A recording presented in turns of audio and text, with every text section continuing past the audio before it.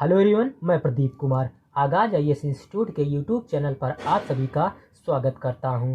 तो आइए आज के इस वीडियो में हम लोग बात करने वाले हैं जैव विविधता और पर्यावरण। जैव विविधता और पर्यावरण से रिलेटेड यूपीएससी के लिए आज के जितने भी करेंट अफेयर के टॉपिक हैं हम आप लोगों के लिए लेकर आए हैं। तो चलिए देखते हैं। तो देखिए, प्रीलिम्स के लिए जो टॉपिक है वो जलवायु इंजीनियरिंग है। जलवायु परिवर्तन, सूर्य के प्रकाश को प्रतिबिंबित करना और ग्रीन हाउस गैस से कार्बन डाइऑक्साइड निष्कासन सीडीआर और सौर विकिरण संशोधन एसआरएम। और मेंस के लिए जो टॉपिक है वो है न्यूट्रॉन स्टार से का संलयन और तेज रेडियो विस्फोट एफआरबी का उत्सर्जन।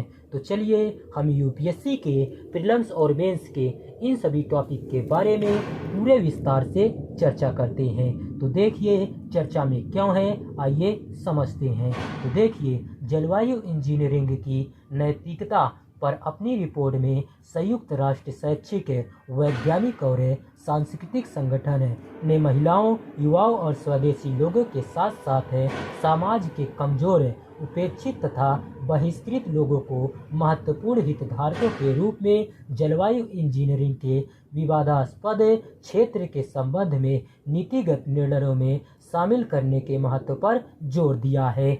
तो चलिए अब हम लोग बात करते हैं जलवायु इंजीनियरिंग क्या है। तो देखिए, जलवायु इंजीनियरिंग से आशय जलवायु परिवर्तन के प्रभावों को कम करने के लिए पृथ्वी की जलवायु में जानबूझकर किए गए बदलावों से है। इसमें विभिन्न तकनीकें शामिल हो सकती हैं, जिनमें सौर विकिरणों को परावर्तित करना अथवा वायुमंडल में ग्रीन हाउस गैसों के उत्सर्जन को सीमित करना शामिल है। जलवायु परिवर्तन के प्रभावों को कम करने संबंधी लक्ष्यों और वायुमंडलीय ग्रीन हाउस गैस सांद्रता में आवश्यक कटौती के बीच मौजूदा अंतर को देखते हुए जलवायु इंजीनियरिंग तकनीकों के उपयोग को लेकर चर्चाएं चल रही है। जलवायु इंजीनियरिंग को तकनीकों के दो समूहों में वर्गीकृत किया गया है। तो चलिए देखते हैं। तो देखिए, पहला दिया गया है कार्बन डाइऑक्साइड निष्कासन, जिसे सीडीआर के रूप में जाना जाता है।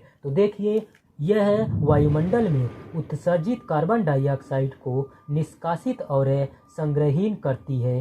सीडीआर में 5 तकनीकों का उपयोग किया जाता है।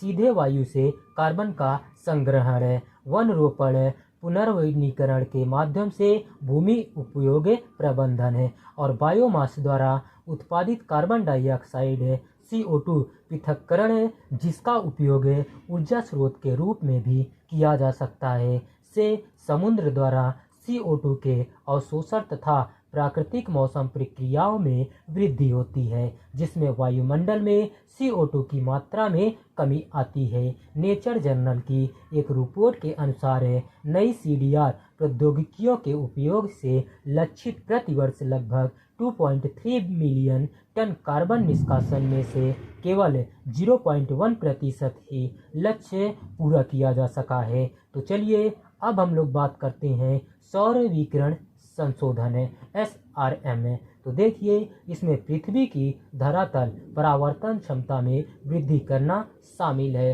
परावर्तक पेंट से संरचनाओं की रंगाई और उच्च परावर्तनशीलता वाले फसलों की बुआई और समुद्री मेघों की परावर्तनशीलता को बढ़ाना, इंफ्रारेड अवशोषित मेघों को हटाना। अन्य SRM रणनीतियों में ज्वालामुखी विस्फोटों के कारण होने वाली शीतलन का अनुकरण करने के लिए निचले समताप मंडल में एरोसोल मुक्त करना और पृथ्वी की कक्षा में रिफ्लेक्टर अथवा ढाल स्थापित कर पृथ्वी तक पहुंचने वाले सौर विकिरण की मात्रा को कम करना शामिल है। तो चलिए अब हम लोग बात करते हैं रिपोर्ट में जलवायु इंजीनियरिंग से संबंधित किन मुद्दों पर प्रकाश डाला गया है। आइए देखते हैं। सबसे पहले हम लोग नैतिक मुद्दे के बारे में जानते हैं। तो देखिए, जलवायु इंजीनियरिंग तकनीक हितधारकों को जीवाश्म ईंधन के उपयोग में कटौती न करने का कारण प्रदान करते हुए नैतिक जोखिम उत्पन्न कर सकती है। ऐसे में नैतिक जोखिम के परिप्रेक्ष्य से आगे बढ़ते हुए जलवायु नीति को व्यापक श्रृंखला के हिस्से के रूप में जलवायु इंजीनियरिंग रणनीतियों का आकलन करना आवश्यक है। संगठित गैर जिम्मेदारी जलवायु इंजीनियरिंग के समक्ष एक अन्य समस्या है, जिसमें अनिश्चितताओं और पर्यावरणीय चिंताओं के कारण एकल संस्थानों पर दोष आरोपित करना कठिन हो जाता है। इसका प्रमुख कारण यह है कि सभी संस्थान अंतर संबंधित है तथा उनमें व्यक्तिगत जवाबदेही का अभाव है। आर्थिक मुद्दे क्या है, आइए देखते हैं। तो देखिए, व्यावसायिक निवेश और आर्थिक विकास को बढ़ावा देने के साथ साथ ग्लोबल वार्मिंग से निपटने के लिए निगम जलवायु इंजीनियरिंग को एक पसंदीदा समाधान के रूप में प्रोत्साहित कर सकते हैं। जलवायु इंजीनियरिंग प्रौद्योगिकी के कार्यान्वयन के लिए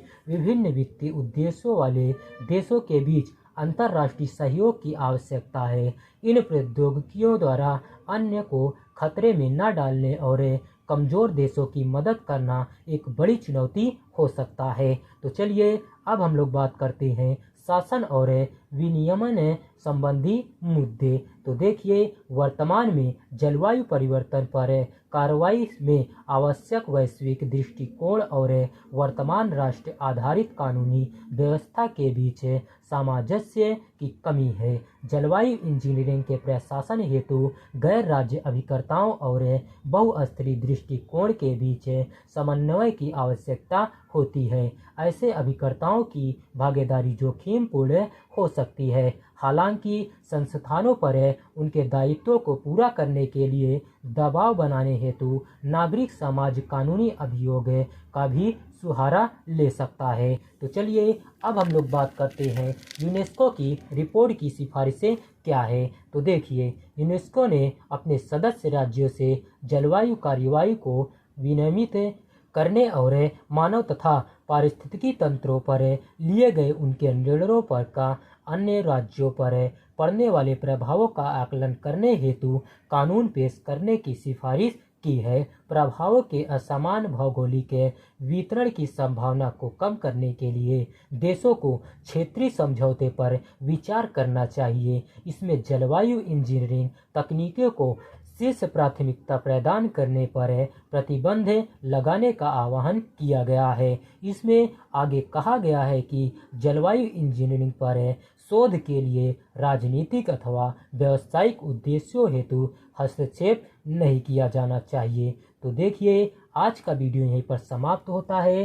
तो देखिए, अगर आप लोगों को इसका पीडीएफ चाहिए तो इसका पीडीएफ आप लोगों को टेलीग्राम चैनल पर दे दिया जाएगा। टेलीग्राम चैनल का नाम है आगाज आईएएस इंस्टीट्यूट और टेलीग्राम चैनल का लिंक आप लोगों को इस वीडियो के डिस्क्रिप्शन में भी मिल जाएगा। आप यहां से भी जाकर टेलीग्राम चैनल को ज्वाइन कर सकते हैं और पीडीएफ को डाउनलोड कर सकते हैं। तो चलिए अब हम लोग मिलते हैं नेक्स्ट वीडियो में। धन्यवाद। Keep learning, keep growing.